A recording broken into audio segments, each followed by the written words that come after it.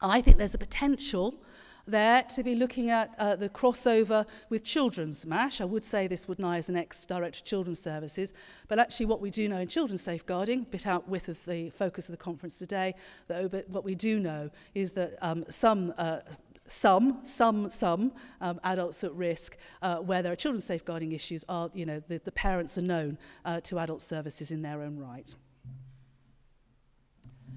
Moving on to the A, accountability and governance as commissioners and providers and practitioners, please, I'm sorry I missed that out, shared across the organisations. Well, again, and this may very well be coming through in terms of the statutory basis of safeguarding adults boards, but the section, in my experience, again in children's, the Section 11 type process is really, really strong. And it demands that the boards of agencies, the elected members within councils, actually take on board seriously what agencies are saying in terms of when they've assessed themselves against, against well-established standards. So I think that there is something there about a Section 11 type process. And the good thing there is it's not just a self-assessment. Section 11 goes through a very robust QA type process actually at a local children's safeguarding board. And what I'm suggesting is that the SAB could provide that same sort of scrutiny role.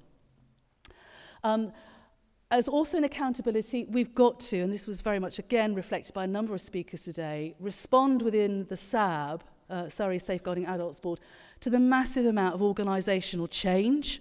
So, for instance, we've got clinical commissioning groups, which have been mentioned several times today, the Health and Wellbeing Board, and its statutory remit to ensure that commissioning does meet the assessed needs of local populations. And, of course, within the police, the new Police and Crime Commissioner. And actually, I see it as a key part of the SAB and my role as the independent chair to ensure that CCGs, health and wellbeing boards, and indeed the new arrangements as police authorities go and the new commissioners come in, to ensure that actually all agencies understand the importance that they must be giving in terms of putting adult safeguarding at the very top of their corporate governance arrangements. We also, however, have to recognise that we are within this era of financial austerity. And therefore, it seems to me that actually we cannot be asking people just to continually work harder and harder and faster and faster.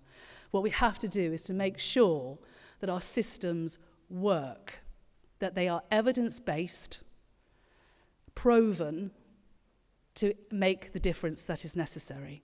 So I think in terms of the financial savings that are required, I will be, as the independent chair, hopefully fully supported by all members around the SAB, I will be, for instance, wanting to see any legacy documentation from the primary care trusts into CCGs here locally, because that will help frame what will be the commissioning priorities of the new CCGs. Equally, I'll be wanting to see what's there within the Health and Wellbeing Board and the commissioning strategies arising from the JSNA, the Joint Strategic Needs Assessment.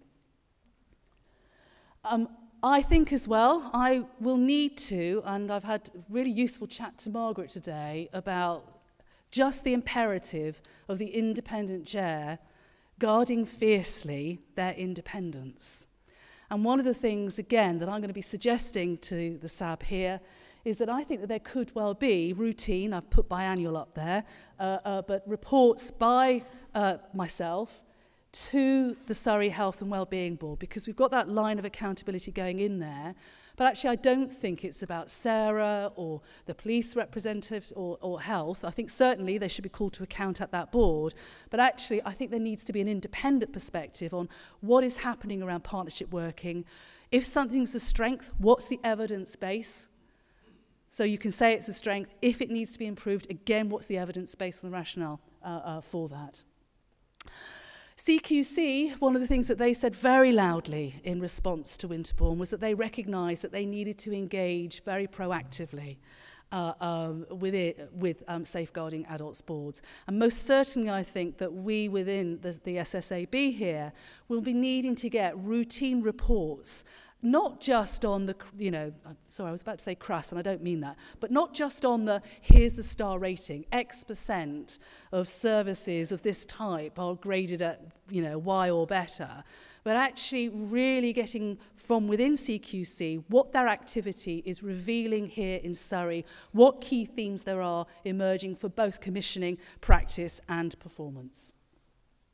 And I think we probably need to review the SAB structure.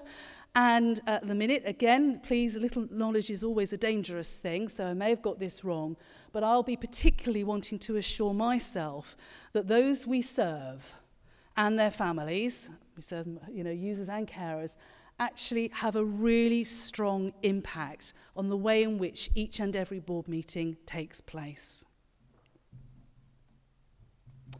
The F in SAFE focused on outcomes, performance, funding and learning. We need to get reporting mechanisms right. There's the old adage, what gets measured gets done. And there's probably some truth in that. We need to ensure that we're focused on outcomes, not outputs. But there are some output measures which actually tell us quite a lot about the strength or otherwise and the safety or otherwise of adults at risk here in Surrey. An obvious output type measurement would be, although actually you could say it's outcome as well, but would be, the use of control and restraint. You could just have the numbers of that by different providers. Very important, but actually, you need that as an output measure. Absolutely tells you need to be getting behind it in terms of finding out what sort of outcomes that service is possibly creating for that person. So we need to ensure that the SSAB's performance scorecard is right, and particularly to mitigate the risk of what Margaret calls episodic reporting. And so that what you get is there's been an X% rise in the number of adult protection alerts over the last 12 months. Now that's key, important information, but actually it also needs to be accompanied by, and over this month, this residential care home, this unit over there, this TNA unit over there has actually resulted, or A&E, wherever it is, by unique provider, has had this level of activity around not only what gets counted at the minute in adult safeguarding stuff, but those other things which tell us around, actually what's the quality of service people are likely to be receiving. So, for instance, I've set up there presentations at accident emergency collated by provider, calls to the police from a single address or a single service provider.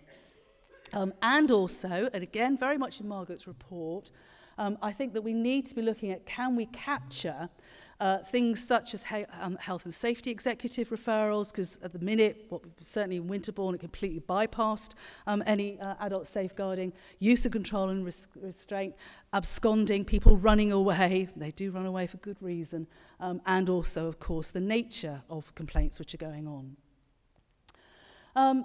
Secondly, up there, I think that there needs to be annual reports, and this I think should be part and parcel of the local Concordat, annual reports by the clinical commissioning groups, sorry I didn't put the S up there, and local authority commissioners, read their single or joint commissioning or decommissioning intentions. The SAB needs to know what they are, and the SAB needs to know how safeguarding has figured in that.